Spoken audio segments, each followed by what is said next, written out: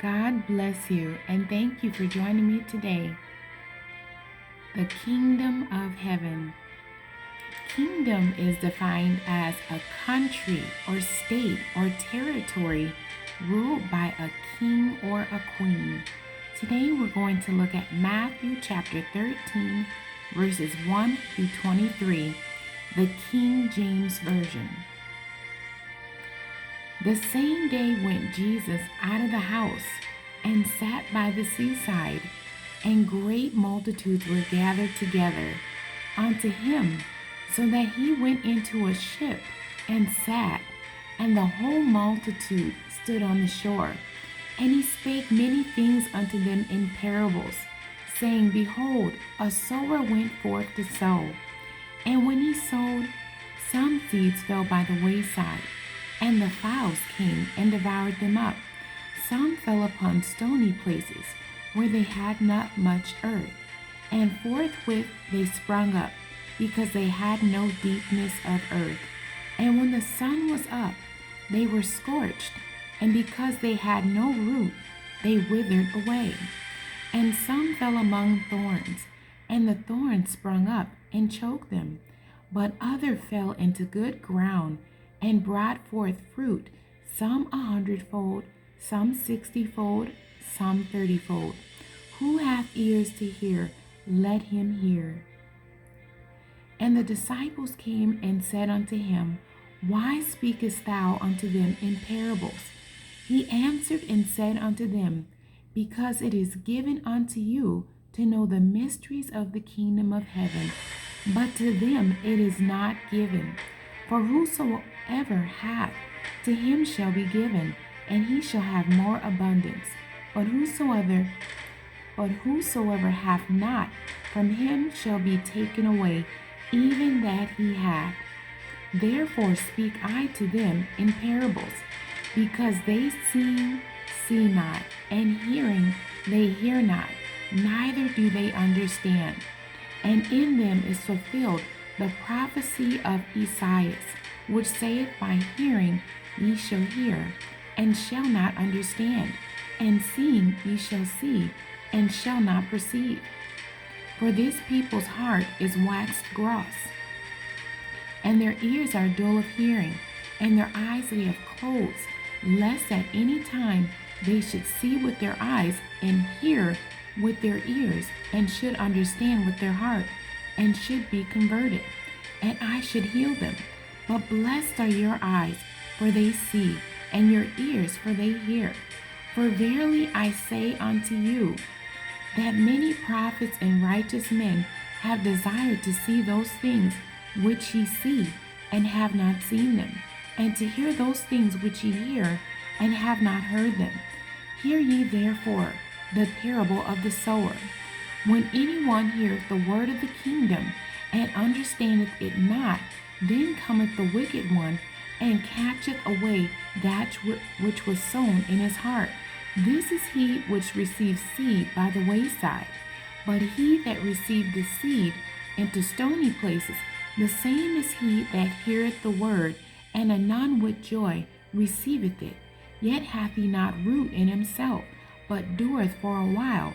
For when tribulation or persecution ariseth because of the word, by and by he is offended.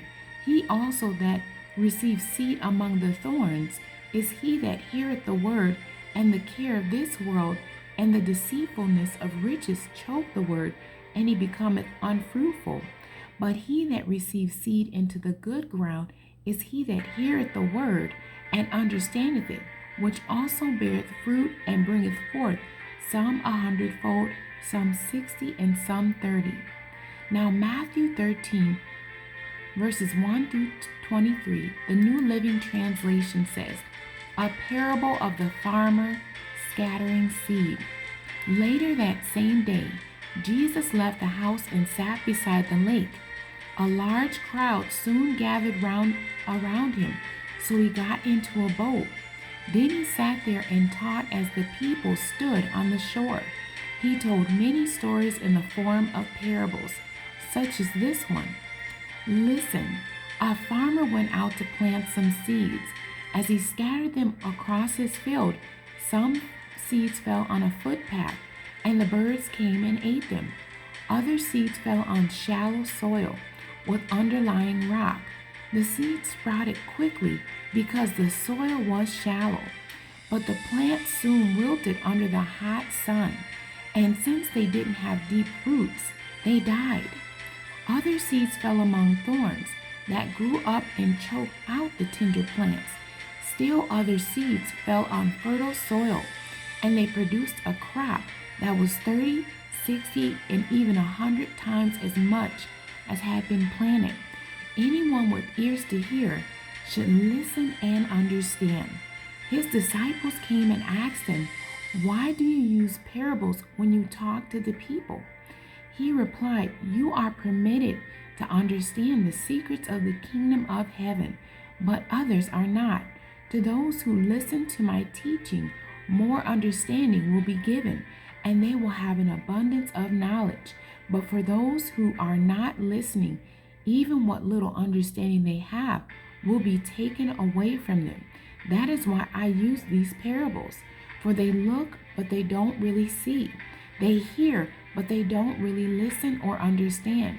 This fulfills the prophecy of Isaiah that says, "When you hear what I say, you will not understand. When you see what I do, you will not comprehend.